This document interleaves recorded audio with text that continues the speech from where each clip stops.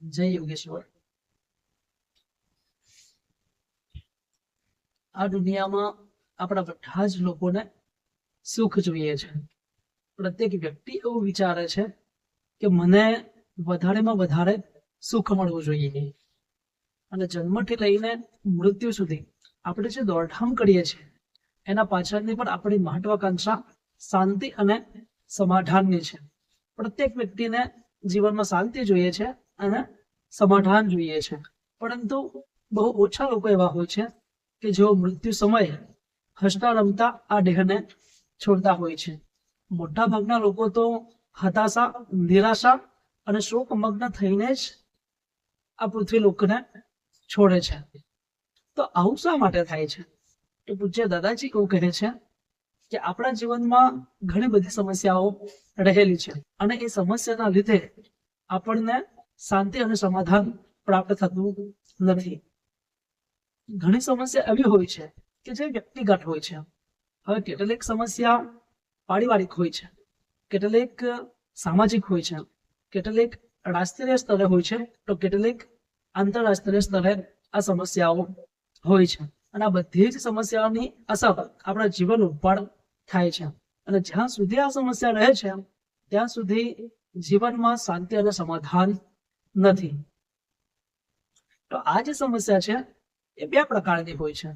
તેમાંથી પહેલી જે સમસ્યા છે એ આપણા જ ઘણા જન્મોના કર્મના આધારે આપણા જીવનમાં આવતી હોય છે. કંઈક ભક્તને પૂછીએ તો એવું કહે છે કે આ જે સમસ્યા છે એ તમને કુદરત આપે છે, એ તમને ભગવાન આપે છે.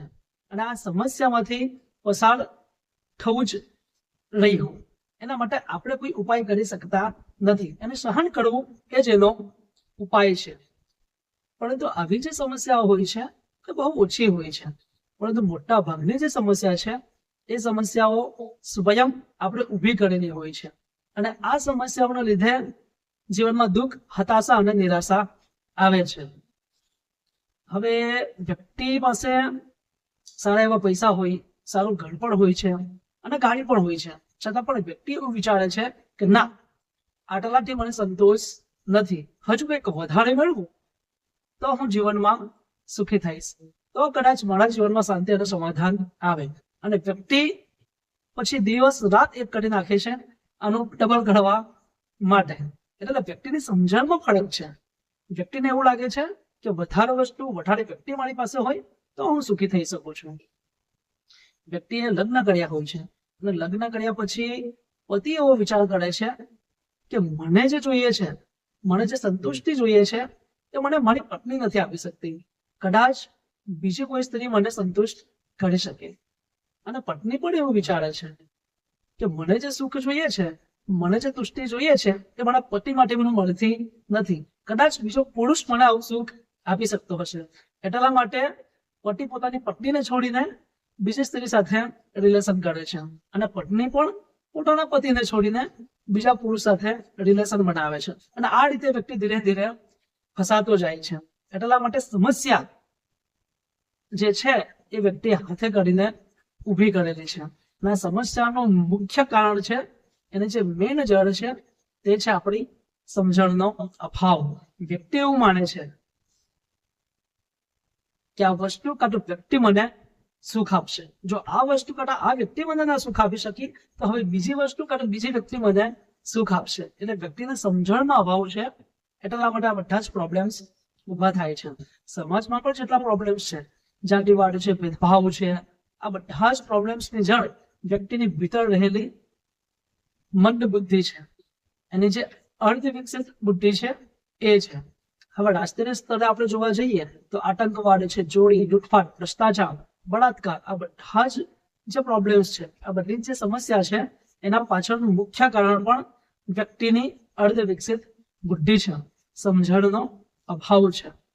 કોઈ ભ્રષ્ટાચારી વ્યક્તિ એવું વિચારે છે કે ભ્રષ્ટાચાર કરીને હું વધારે પૈસા કમાઈશ અને જેટલા વધારે પૈસા હું કમાઈશ તેટલો હું સુખી થઈશ. એટલે આ વ્યક્તિની સમજણ એવી છે કે પૈસા થકી મને સુખ મળશે, પરંતુ આ એની સમજણનો અભાવ છે. બળાત્કારી વ્યક્તિ એવું વિચારે છે કે કોઈ સ્ત્રીના શરીરમાંથી એને ભોગવીને હું સુખ પ્રાપ્ત કરીશ. પરંતુ કોઈ પૈસા થકી સુખ મળશે, કોઈ સ્ત્રીના શરીર થકી સુખ મળશે, આ બધો જ સમજણનો અભાવ છે. એક દેશ એવો વિચાર કરે છે કે હું બીજા દેશની ભૂમિને બચાવી પાડીશ તો કંઈક જીવન જીવવામાં મજા છે, તો જીવનમાં કંઈક આનંદ છે. અને પરંતુ આવા તો ઘણા રાજાઓ અને મહારાજાઓ આવીને જતા રહ્યા. જે આખી પૃથ્વીને જીતવા માટે નીકળ્યો હતો એ સિકંદર પણ છેલ્લે ખાલી હાથે જ ગયો છે. એ પણ હતાશા અને દુઃખમાં જ આ પૃથ્વી છોડીને ગયો છે. એટલે જેમણે પોતાના સામ્રાજ્યનો વિસ્તાર કર્યો એ વ્યક્તિ પણ આ પૃથ્વી લોકો પણ આનંદિત થઈ શક્યો નથી. એટલે કોઈ સત્તા થકી મને સુખ મળશે, કોઈ વ્યક્તિ થકી મને સુખ મળશે, કાં તો મને પૈસા થકી સુખ મળશે. આવો જે વ્યક્તિનો વિચાર છે એ ભૂલ ભરેલો છે. આને જ કહેવાય છે સમજણનો અભાવ. એટલે જેટલી પણ સમસ્યા તમે લઈ લો, વ્યક્તિગત હોય, કૌટુંબિક હોય, સામાજિક હોય, રાષ્ટ્રીય હોય કે આંતરરાષ્ટ્રીય હોય, બધી જ સમસ્યા પાછળ મુખ્ય જવાબદાર પરિબળ કંઈક હોય તો તે છે સમજણનો અભાવ. આપણા ઋષિ મુનિઓ આને જ કહે છે અજ્ઞાન. અજ્ઞાન છે ત્યાં સુધી દુઃખ છે. જો આ સમસ્યાનું નિરાકરણ કરવું હોય તો આપણી જે સમજણ શક્તિ છે એને વિકસિત કરવાની જરૂર છે. શાસ્ત્રીય ભાષામાં કહું તો જ્ઞાન પ્રાપ્ત કરવાની આપણને જરૂર છે. તો પછી હવે પ્રશ્ન એ ઉભો થાય છે કે આપણી આ જે સમજણ શક્તિ છે એને કઈ રીતે વિકસિત આપણે કરી શકીએ, એના માટેનો રસ્તો કયો? તો એના માટેનો એક જ રસ્તો છે અને તે એટલે સ્વાધ્યાય. સ્વાધ્યાય કરવાથી આપણી જે સમજણ શક્તિ છે એ ધીરે ધીરે વિકસિત થવા લાગે છે. અને જેમ જેમ શક્તિ આપણી વિકસિત થાય છે તેમ તેમ આપણા જીવનમાં જેટલા પણ પ્રોબ્લેમ્સ આવે છે એનું સોલ્યુશન કરવા માટે આપણે સમર્થ બની જઈએ છીએ. એનો મતલબ એવો નથી કે જ્ઞાન પ્રાપ્ત કર્યા પછી જીવનમાં સમસ્યા ના આવશે, અને સમસ્યા તો ઢગલા બંધ આવશે, પરંતુ એ સમસ્યાની અસર આવા જ્ઞાની પુરુષના જીવન ઉપર થતી નથી. ગમે તેટલી મોટી સમસ્યામાં પણ આ વ્યક્તિ આનંદપૂર્વક જીવન જીવી શકીએ છીએ. એટલા માટે સારામાં સારો સંસાર પણ કરવો હશે તો સ્વાધ્યાય કરવાની ખૂબ જ જરૂર છે. સ્વાધ્યાય કરવાથી વ્યક્તિ ભૌતિક વિકાસ પણ સાધી શકે છે અને આધ્યાત્મિક વિકાસ પણ સાધી શકે છે. તો પછી પ્રશ્ન એ ઉભો થાય છે કે સ્વાધ્યાયમાં શું કરવાનું હોય? તો દાદા એવું કહે છે કે સ્વાધ્યાયમાં સ્વનું અધ્યયન કરવાનું હોય. તો સ્વનું અધ્યયન કઈ રીતે કરવું? તો હવે આના જવાબમાં હું એવું કહીશ કે આનો કોઈ બેઠો ઉત્તર આપવા માટે હું તૈયાર નથી. તમારા પાંડુરંગ શાસ્ત્રી આઠવલે પૂજ્ય દાદાજીના વાંગ્મયનો ખૂબ જ પ્રામાણિકતાથી અને ચીવટપૂર્વક અભ્યાસ કરવો જોઈએ. અને સાચા સ્વાધ્યાયમાં શું કરવાનું છે એના માટેનો એક વિડીયો પણ બનાવ્યો છે, અને એ વિડીયોની લિંક હું તમને ડિસ્ક્રિપ્શનમાં આપું છું. એના ઉપર જઈને તમે જોઈ શકો છો. અસ્તુ.